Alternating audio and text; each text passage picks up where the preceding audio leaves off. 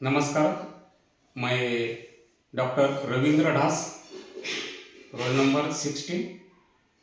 मैं आज UGC Malviya mission teacher training centre और डॉक्टर बाबा साहेब अम्बेडकर मराठवाड़ा यूनिवर्सिटी छत्रपति संभाजीनगर की ओर से रिफ्रेशर कोर्स के जो आयोजन किया है, इस आयोजन में मैं e learning, e governance and LMS इस विषय पर जो रिफ्रेशर कोर्स चल रहा है, उसी असाइनमेंट में मैं आज ऑनलाइन माइक्रो टीचिंग के माध्यम से मैं महाराष्ट्र के जो संत हैं, उन संतों ने जो साहित्य लिखा है, उन साहित्य में जो पर्यावरण के बारे में जो कहा है, इस विषय पर मैं आज बात रखना चाहता हूँ। वारकरी संप्रदाय महाराष्ट्र का एक प्रमुख भक्ति पंथ है। इस संप्रदाय में जो भगवान यानी जो विठ्ठल है, उनको समर्पित किया वाला एक भक्ति संप्रदाय है। इस संप्रदाय में वारी यानी तीर्थ यात्रा और नाम कीर्तन को जोर दिया जाता है। महाराष्ट्र की हजारों बरस की जो परंपरा है, उस परंपरा में वारी एक महत्वपूर्ण परंपरा वारकरी संप्रदाय में चल रही है।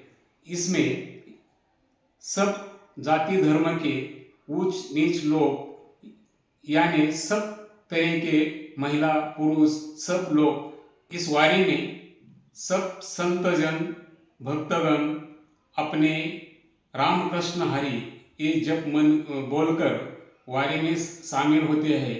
और महाराष्ट्र में श्री क्षेत्र पंढरपुर, जहाँ विठ्ठल के जो स्थान है, निवास स्थान है, उस निवास स्थान में यानी विठ्ठल के दर्शन में सब लोग पंढरपुर में जाते हैं। इस वारी का महत्व महाराष्ट्र में अनन्यपूर्ण जैसा है। वारकरी संप्रदाय में बहिणाबाई ने कहा है, बारे में बहिणाबाई ने कहा है कि संत कृपा झाली इमारत फळा आली, ज्ञानदेवे रचिला पाया, तुका झालासे कळस।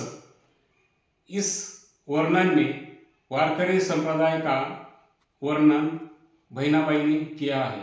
संत ज्ञानेश्वर, संत तुकाराम, संत नामदेव इस वारकरी संप्रदाय के प्रमुख संत है। संत ज्ञानेश्वर, संत तुकाराम, संत नामदेव, इन्होंने अपने अभंग के माध्यम से, कीर्तन के माध्यम से, प्रवचन के माध्यम से समाज में जो समानता, पर्यावरण का रक्षण, अंधश्रद्धा निर्मूलन और प्रत्यक्ष भक्ति सिखाई देती है, जिसमें ज्ञानेश्वरी और तुकाराम गाथा जैसे ग्रंथ महत्वपूर्ण है। संत साहित्य में पर्यावरण को जीवन का अविभिन्न अंग माना गया है, जहाँ वृक्ष, नदियाँ, पशु पक्षी सभी पूजनीय है और मानव का उनसे गहरा नाता है। प्रकृति के साथ सामंजस्य बिठाकर जीव जंतुओं और वनस्पतियों की रक्षा और अनावश्यक हिंसा से बचने की शिक्षा दी, जिसे उन्होंने धर्म और आध्यात्मिक उन्नति का मार्ग बताया। संत साहित्य में पर्यावरण के कुछ विचार, मुख्य विचार है, जिसमें प्रकृति ईश्वर का रूप है। संत साहित्य में पर्यावरण का महत्व जो वर्णन किया है, उसे हरे वृक्षों को काटना हिंसा है। आज महाराष्ट्र में नासिक जिले में कुंभ मेला का आयोजन किया है।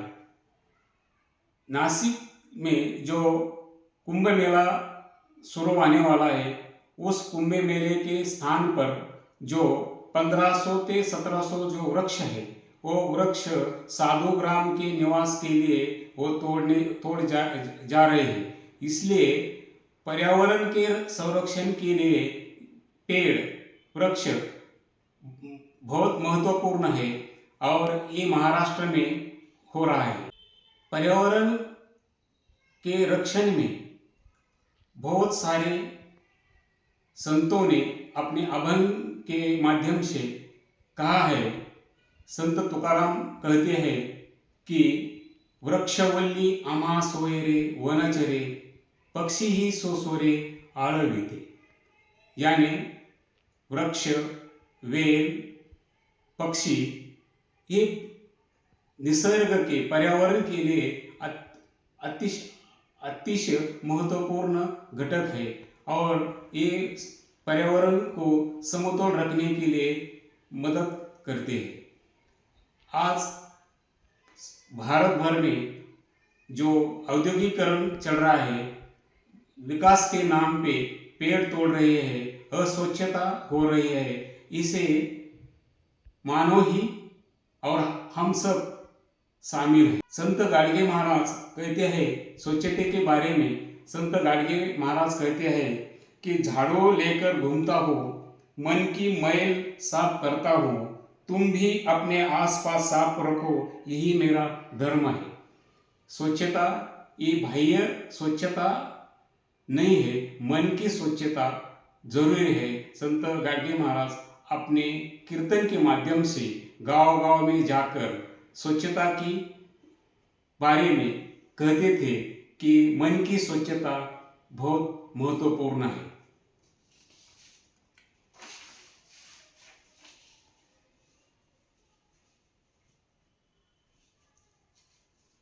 वृक्ष कभी अपने फल नहीं खाते और नदियां अपना जल संचित करती, वे परोपकार के लिए ही जीवन धारणा करते हैं। संत तुकाराम अपने अभंगों में कहते हैं, वे बाहरी दिखावे जैसी नदी में स्नान है। संतों ने इसी आदर्श से प्रेरित होकर दान, दया और परोपकार की शिक्षा दी।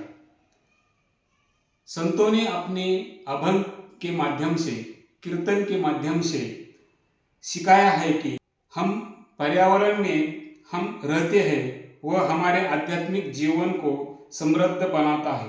पानी, हवा, धरती, आकाश ये सभी जीवन के लिए आवश्यक है और इसके बिना मानव का अस्तित्व संभव नहीं है। संत नामदेव तुलसी की महिमा में कहते हैं की तुलसी पुष्पाहुनी आगळी, वृंदावनी ते मिरवली, देवे मस्तकी वंदिली, वंद्य झाली तीही लोका। सभी संतों ने अपने अभंग के माध्यम से पर्यावरण को संवर्धन करने के लिए, पर्यावरण का संरक्षण करने के लिए अपने कीर्तन के माध्यम से, प्रवचन के माध्यम से, अभंग के माध्यम से जागृति, जन जागृति किए वाली है।